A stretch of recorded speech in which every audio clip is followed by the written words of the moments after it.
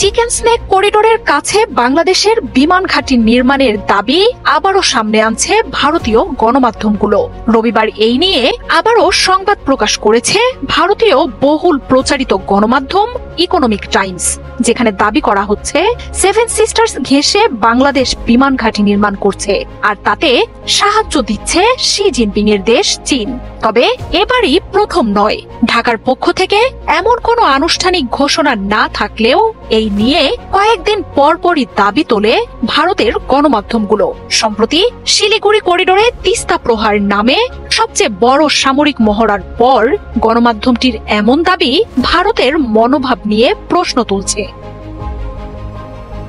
চীনের সহায়তায় দ্বিতীয় বিশ্বযুদ্ধ আমলের এক বিমান ঘাঁটির পুনঃসংস্কার শুরু করছে বাংলাদেশ, এমন খবর প্রকাশ করে ভারতীয় গণমাধ্যম বলছে, ভারতের শিলিগুড়ি করিডোরের মাত্র 100 কিলোমিটার দূরে লালমনিরহাটে এয়ারফিল্ডটির অবস্থান।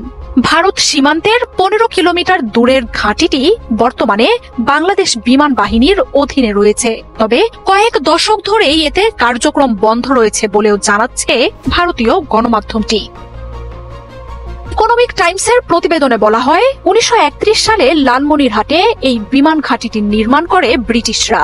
দ্বিতীয় বিশ্বযুদ্ধে মিত্রশক্তির দক্ষিণ পূর্ব এশিয়ার ঘাঁটি হিসেবে ব্যবহার হতো এটি। পাকিস্তান আমলে অল্প কিছুদিনের জন্য চালু করা হলেও কয়েক দশক ধরে অকেজো পড়ে আছে এয়ারফিল্ডটি।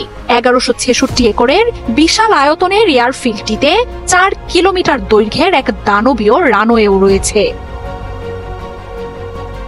ভারতের উত্তর পূর্বাঞ্চলের 7টি রাজ্যের সাথে মূল ভূখণ্ডের একমাত্র যোগাযোগের পথটি শিলিগুড়ি করিডোর।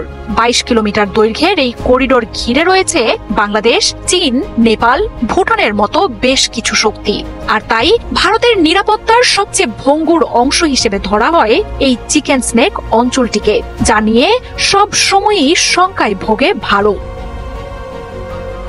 সম্প্রতি পাকিস্তানের সাথে সংঘাত আর উত্তেজনার আঁচ পড়েছে দেশটির সাথে বাকি সীমান্তগুলোতে। চাপে পড়া ভারতকে আরো দুশ্চিন্তায় ফেলেছে অরুণাচল প্রদেশে চীনের তৎপরতা। শি জিনপিং এর দেশটির চোখ চিকেন স্নেকেও পড়েছে বলে দাবি ভারতীয় সংবাদ মাধ্যমগুলোর। চলতি মাসেই শিলিগুড়ি করিডোরে তিস্তা প্রহার নামে নজিরবিহীন এক সামরিক মহড়া চালায় ভারত। প্রতিবেশী দেশগুলোকে চিকেন স্নেক নিয়ে সামরিক শক্তির বার্তা দিতেই এমন আয়োজন বলে জানান বিশ্লেষকরা।